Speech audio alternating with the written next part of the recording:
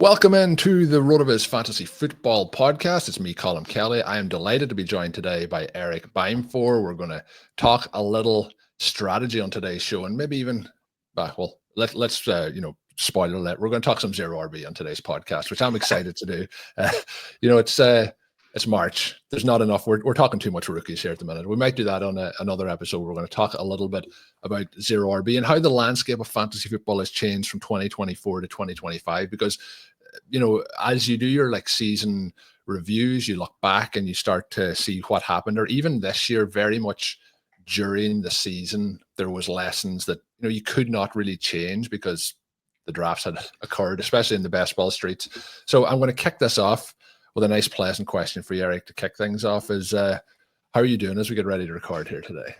I'm wonderful. As you said, this is the dead time of the dead time, right? Yeah. We are past combine. We are past basically all of free agency. Trades have happened. The draft is still a month away. And so we're in this little dead zone. And so I'm excited to have this conversation because the kind of stuff we're talking about here today is everything that I'm working on right now, both, content related, research related, but setting myself up, individually, but setting, spike weekers and zero RB bros and then non-zero RB bros, right? Setting up for when May gets here, late April, May gets here. That's when that I'm entirely focused on the best ball space, right? I'll do a couple of main events a year, but now best ball has kind of consumed my life.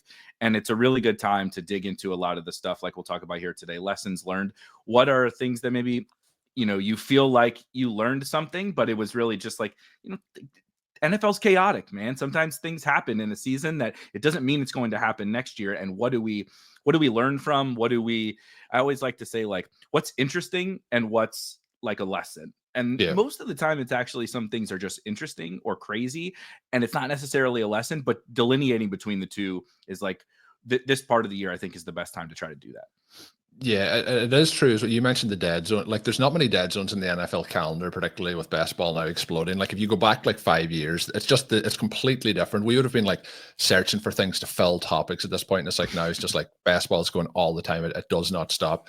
But when you go through the entire off season, you want to look back and see what changed. And you mentioned a good point. There's kind of what is likely to reoccur if we look at a 10-year sample size. What is going to happen as we move forward here? And this is I think it's going to be a real kind of strength of people's beliefs and certain strategies when you move into this coming season, because obviously we had last season and we had the kind of running back domination, especially early in the year, and then we've seen it continue.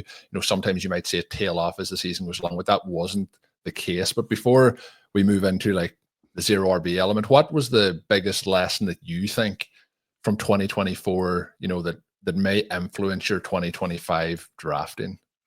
So it's sort of related to what you just mentioned. I know we'll get into the I have some thoughts on the running back and the running back apocalypse, I guess we could call it in 2024. But the thing that I've struggled with the most, frankly, throughout the course of my entire I'm 36 years old. We've been doing this for 20 years or whatever. Team 36 here. Yeah, exactly. So it's we're 2 decades into playing this game, and I think my biggest struggle has always been, but I'm getting better. And in particular, last year, even setting aside the running back versus wide receiver versus tight end, right? Versus setting aside the positional stuff, is really making sure you are not getting overconfident in player takes that shouldn't, or team situation takes, which kind of dovetails into player takes a lot of the times, when it's really more so of a coin flip. There are always times for just about every drafter, certainly people that listen to you guys' content and you guys individually,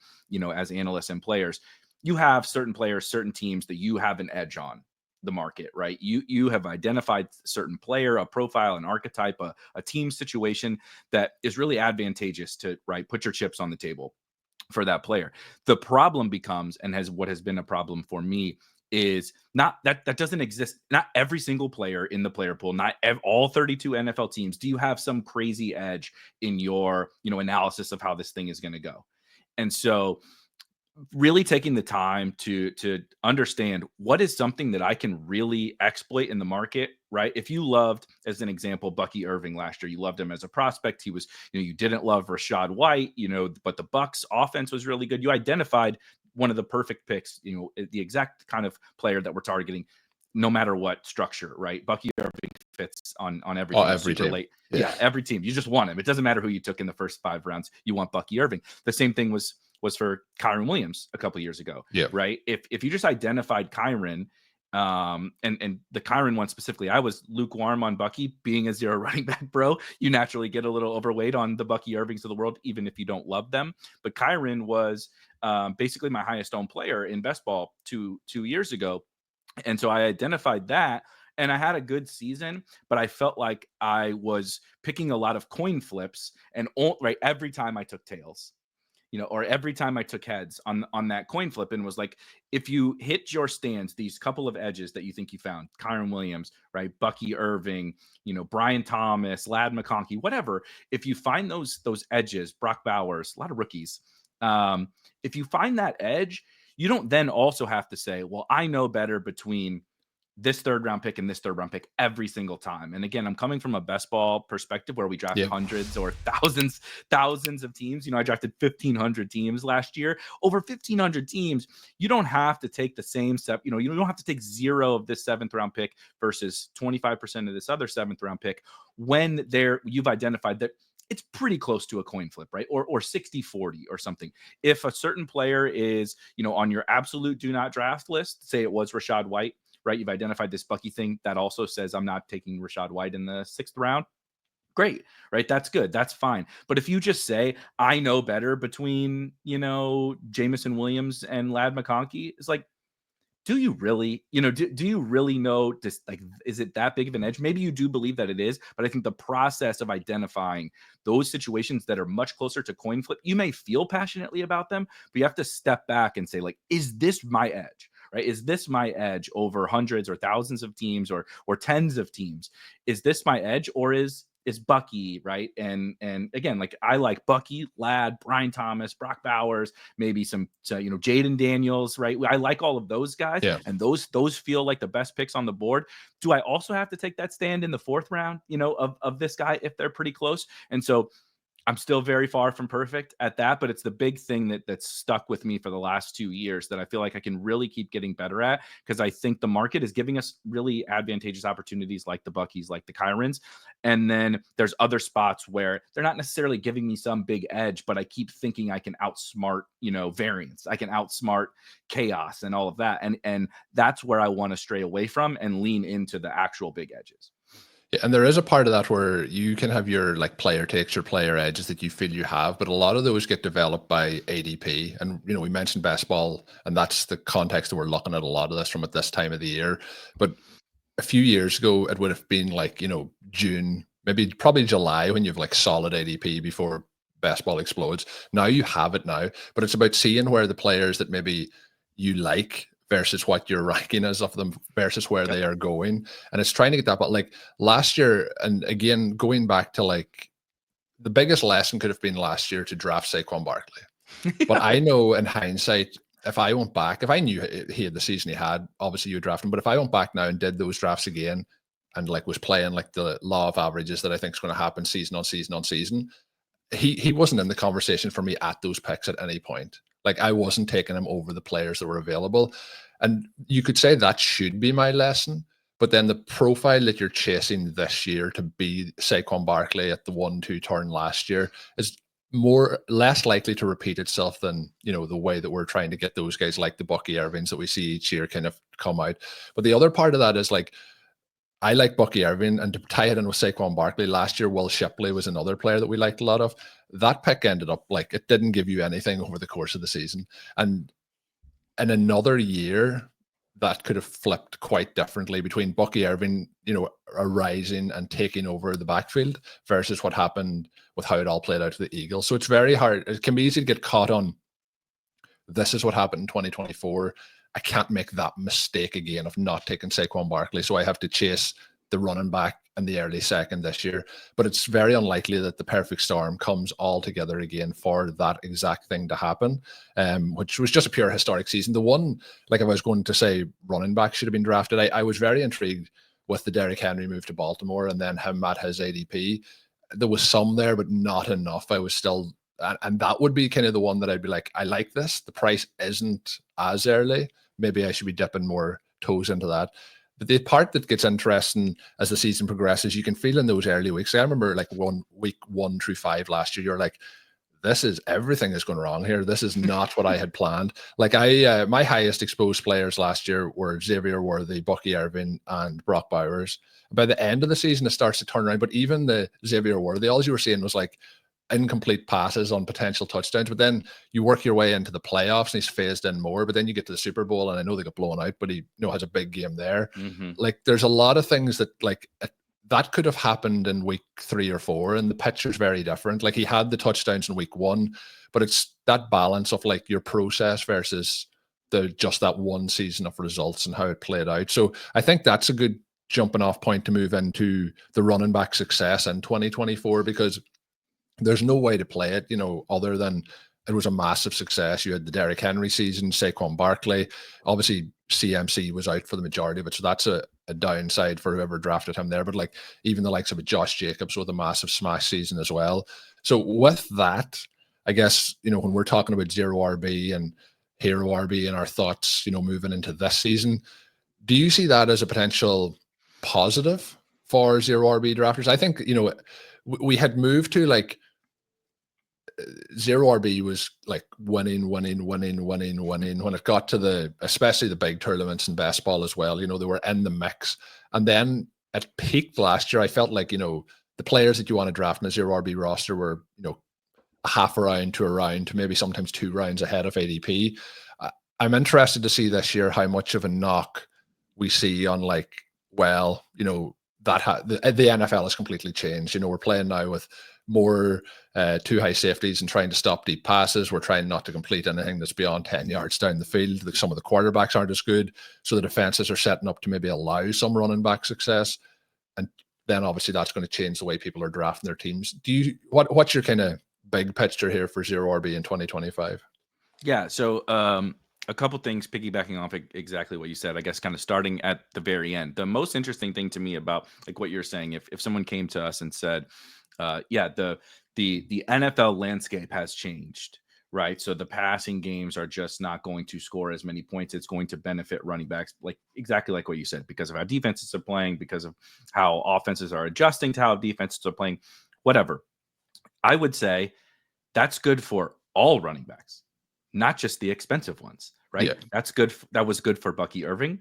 That was good for James Conner. Chase Brown. That was great for Chase Brown. Even Chase Brown, I'm on about like how the season progressed. When we have Zach Moss in there and Chase Brown's banged up earlier in the season, and you're like, I have so much Chase Brown. This is like so bad. And then like at the end of the season, you're like, this guy's a clear RB1, and like we just want to have as much of him as we can. So again, the picture changes and the season evolves. But now that their data is what's in people's minds for this season. And so, it's good for, we could go down the list of all the running backs. It's not just the superstars, the quote unquote superstars. Like Bijan Robinson and Breece Hall didn't distance themselves. Like if you had Bijan, you were like, this is fine because he's useful every week, but he wasn't separating on the cheap guys. It was really just Saquon and somewhat Derrick Henry, right? Derrick Henry provided some really big spikes, but the lack of pass catching, especially in a PPR format, like if he didn't have 100 yards and 2 touchdowns, he definitely wasn't separating. Not to say, right, I actually regret Derrick Henry more than I regret Saquon Barkley as well. So I'm not trying to say anything negative about Derrick Henry. I'm just saying the profile, part of the reason why we weren't into it is it did come to fruition. Yeah. It did come to fruition, right? If he doesn't get 100 yards and at least 1 touchdown, you're in a lot of trouble in PPR formats, because you can just manufacture that. You can manufacture that from the Rachaad White, who we thought was that became his floor. That became his floor at one point this season. Yes, exactly. It felt like he was going to do it every single game. That's why it felt so miserable. But I always push back on that, like the whole like running backs are going to score more points relative to wide receivers. And I'm like, that could absolutely be true. But think about it this way. that's going to be good for all running backs. So you're telling me now cheaper running backs are going to score more points than we expect them to? That seems pretty good for right? Zero hero running back. You can still take your Saquon, and now I can stockpile cheap running backs that are going to score more points than we would expect them to because of all these NFL nuances. But then you add in the fact that there are only a certain kind of wide receiver and tight end who can really still produce in those situations. And it's the superstars. So when I start to do that 2v2, 3v3, 4v4 combination on my rosters, okay, let's say I grant you might want one running back a little bit earlier than you would have taken before, the Derrick Henrys of the world. Now I can take 3 superstar wide receivers or 2 superstar wide receivers, and then Derrick Henry, and then take my late, running backs and try to find the Buckies and I mean, the New York Giants were an absolute disaster. Right? Total dumpster fire. Tyrone Tracy and Devin Singletary both. Now, it was a little bit of Singletary early, and then Tracy took over, provided a bunch of useful games, in like the worst offense in the NFL. And so that kind of, goes to that point. If you take that Malik Neighbors, or you take that, that Justin Jefferson, that Jamar Chase, that whoever, and you combine that with this running back thing that we're talking about, I'm like, I still saw it. Like, even if we admit that the running backs might score a little bit more relative to how they have in the past compared to wide receivers, I still want the superstar wide receivers because they still score. Look at what Jamar Chase did. Look at what I know. Brian Thomas wasn't drafted as that. Ladd McConkey wasn't drafted as that, right? Some of these guys weren't. Now they are. Malik Neighbors was a 2-3 turn pick. These guys are superstars. Nico Collins, right? Give me those guys who, even amongst a tougher passing environment, are still going to go get theirs. I don't want to be having to worry about when to start Jakobi Meyers and when to, right? If you did the problem is, if you loved the Saquon and Derrick Henry, you probably loved Jakobi Myers and Tyler Lockett and Adam Thielen and those guys too, right? Because you're basically flipping like rounds 7 through 11, right? You're either to the way, unless you're a person who's drafting like one per round and flipping position. But if you're like going running back early, you're drafting in those areas, and then like exactly.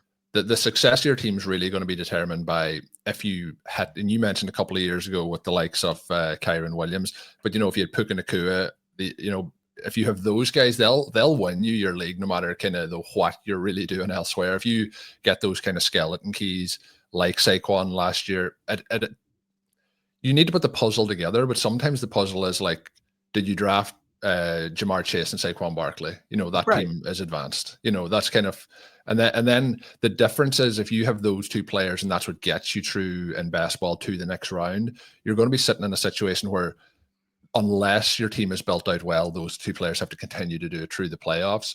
Whereas if your team's built out poorly, like they're just going to get bounced if those two players don't perform when you're in those more advanced pods. So I think the question then that gets very interesting is like, we move now from players who were 0 RB targets last year. I mentioned Chase Brown. Chase Brown now is in the third round, RB 13. And then you have, Bucky Irving's in the second round.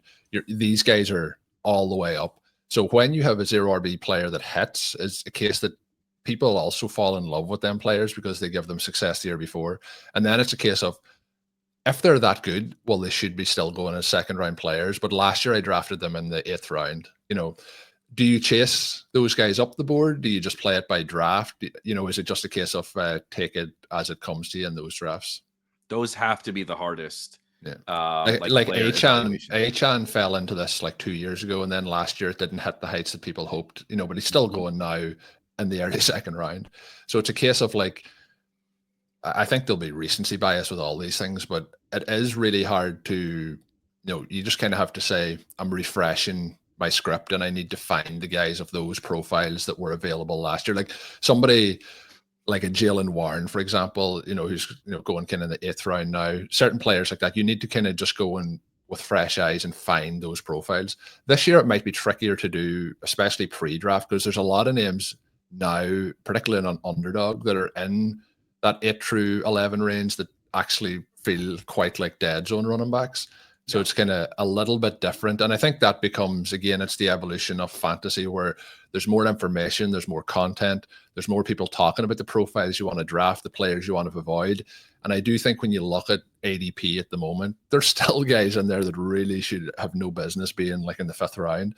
But there's a lot of the guys that would have been in the 5th round 3 years ago that are now in the 10th round. And that was a huge adjustment. If we would have recorded this show last year, that was kind of my biggest take heading into last season. Why I always like to think about the draft as more like a back to front exercise, as opposed to most people come in and they say, okay, who do I like in the 1st round? Who do I like in the 2nd round? Who do I like in the 3rd round? And I'm like, who are the guys later that are my Bucky, right? That are my whoever, and start to, because I want to know, right, if there aren't a bunch of these late round running backs that I like, then, okay, maybe I do need to dabble in even though I don't love the Saquon Barkley profile, and maybe I need to dabble in that a little bit because they're better late wide receivers, better. I love late tight end, just say, late quarterback, what have you. That was 2 years ago. I was on the Sam Howell train, which it was more of a roller coaster. It was more of a roller coaster than a train. It was a bumpy ride. There was a lot of fun, and then there was a lot of your stomach fall. When your stomach falls down.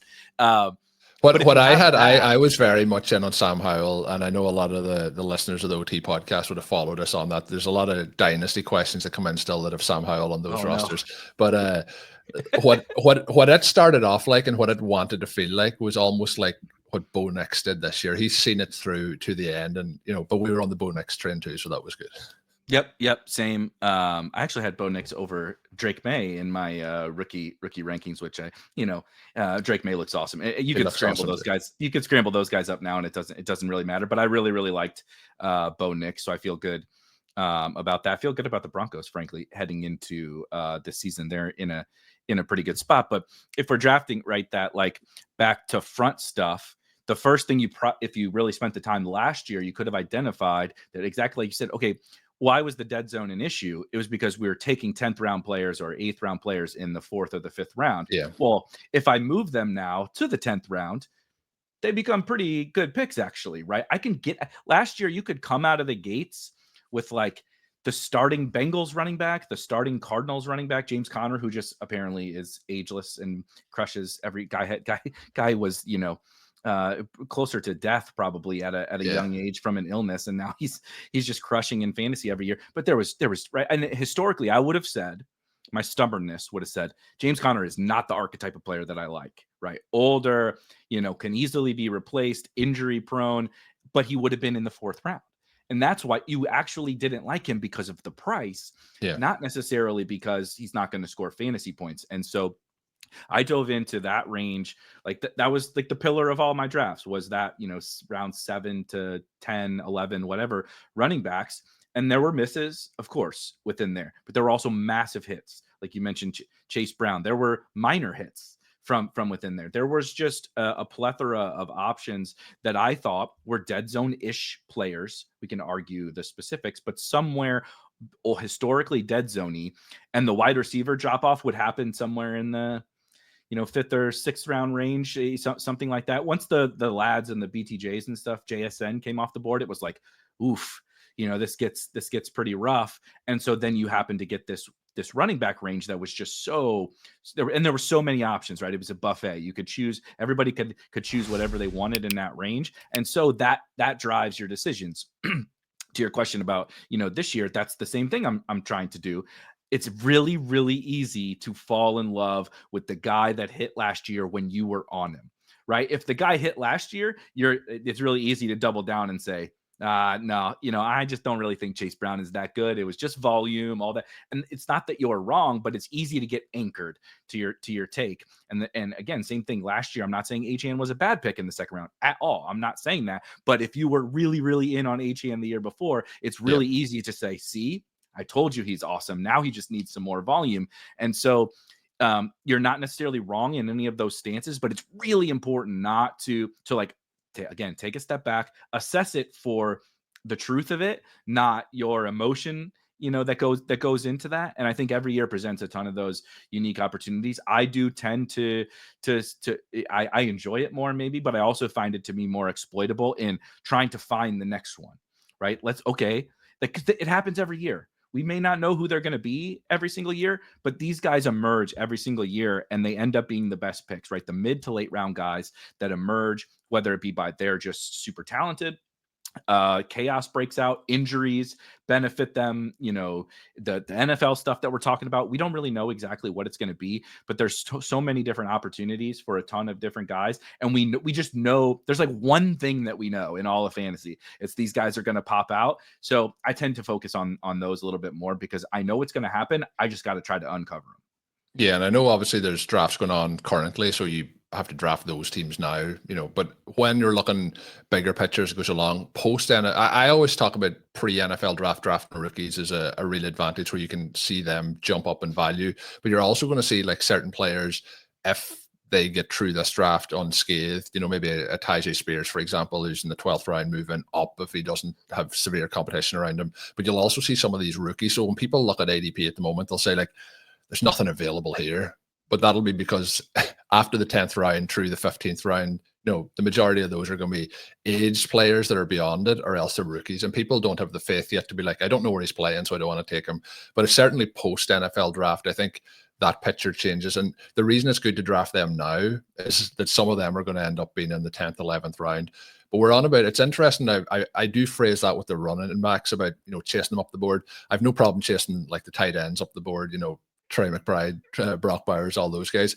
But it is interesting to look at how the ADP is shaping up there. Obviously, if you're building out the 0 RB teams and looking for elite tight ends to add into it, there's some names this year, again, that are going to be in the 6th, 7th, 8th round that I think are being severely undervalued. This is a different conversation for a different day, but based on the tight ends drafted early last year having disappointing seasons, or people, again, we got into those more people wanting to try elite tight end or 0 RB, and then last year if you're drafting Sam Laporta in the 2nd round, people are disappointed. But now Sam Laporta is in the 6th round, like you're going to be pretty happy, I think, if you take him at those points. So it's going to be interesting to see how that all falls out over the course of the year and how we can build out some pretty interesting teams. The last question, Eric, I'm going to kick in here is, we've talked a little bit about like learning and what we've done through it. Is there any advice for somebody who's new to fantasy, or even in general? Is there something that you wish you had known earlier? And you mentioned playing for 16 years. So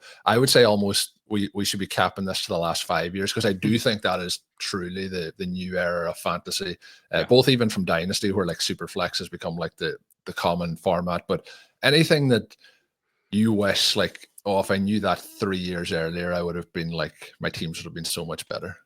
It's funny because it's kind of what we were just talking about, what you just mentioned with, I think it's very easy to chase your tail in this game because of annual results, right? We only get, do you think that positively and negatively, where like you could be like, both.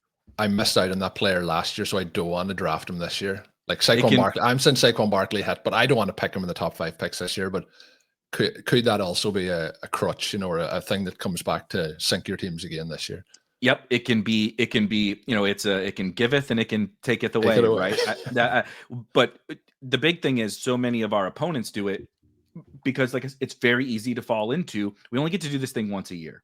We love it, right? It's our favorite hobby, or one of our favorite hobbies. It's so much fun to sweat your team on Sundays, or so much fun to draft these best ball teams and have a shot at millions of dollars. And you get to put your player takes on the line, right? And you get to really like see, how much you know and all that. And spoiler alert, we know a lot less than we think we do every single season. I think that's a lesson for a lot of people who are new, like being humble enough to be like, a lot of this is not going to be what you think it is come, the end of the season. Yeah, you and I have been playing, for 2 decades. It takes a lot of scars, right? You have to. I remember, just quickly, I'll just tell this story because this was when I was starting to get into fantasy, like a little bit more career wise. And you remember Alex Collins? Yeah, the name Alex Collins. Alex Collins, unfortunately, no longer with us. But the reason I had so much time for Alex Collins is he actually, one of the reasons he was apparently so good as a running back with his feet is he took up Irish dancing, traditional Irish dancing. So it was very unique for him from the area he was from. So I've seen some clips of him doing things like that. That's hilarious. Yeah. RIP to Alex Collins. I didn't mean to bring up the negative parts of it, but he encapsulated a lot of this, where what we talked about before. I think he came on late, right? The year before, I think it was. I actually really liked him when he was at Arkansas, and like whatever. So you get this confirmation bias. Like, see, I told you Alex Collins was good. He's on all my dynasty teams and all that kind of stuff. And then he goes up to the second round or the third round or whatever it was the next year, and you're like, well, see, he's awesome. He's on the Ravens, right? This is the perfect situation, And I mean, I don't mean to speak ill of the deceased, but like, he was terrible, right? He was like one of the worst picks you could ever make in fantasy. And so I was chasing my tail. It was confirmation bias and everything. And I wasn't taking a step back and saying, this is kind of my biggest lesson combined with the chasing of the tail, is like, the goal of this game, maybe in your home managed league, right, or your work league or whatever it can be, but definitely not in best ball, and definitely not if you're playing a bunch of main events and all that kind of stuff. The goal of this game is not even really to like be right the most. The goal of this game, and the goal of wrong the least. Yeah, kind of. Yeah, it's how do you avoid the real landmines, but how you do that is, and also how you find the biggest potential hits are not necessarily because you loved Alex Collins or you loved Kyron Williams or whatever.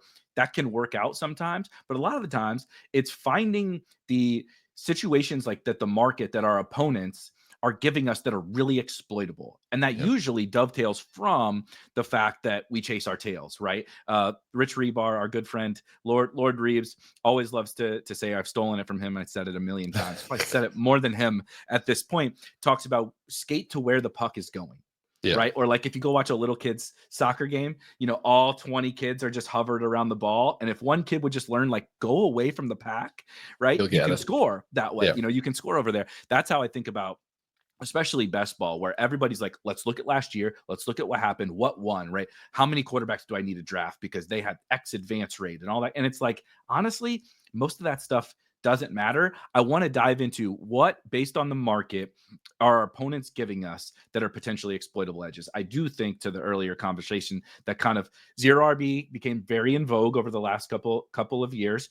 And maybe it's trending a little bit away from that now because of last season, because of the running back big year, but also because the elite wide receivers didn't really do it. That's my big issue with the running back stuff is, yes, the early running backs smashed, but if Justin Jefferson and Tyreek Hill and those guys were just as good as we thought that they were going to be, it's maybe a different story. And so how can I exploit that? Is it exploitable, right? Are team situations exploitable? DJ Moore a couple of years ago was, a 4th, 5th round pick because everybody said the Bears aren't going to throw, right? Justin Fields can't pass. And DJ Moore turned into one of the better picks in fantasy. Finding those situations that we can exploit is like the big thing I now go into every single year and start there. Right. Let's digest all this information and let's digest the ADP and see what the market is basically, what assumptions they're baking in to. And so are these assumptions, right, a little overconfident? Are these assumptions, do I think they're flat out wrong? What have you?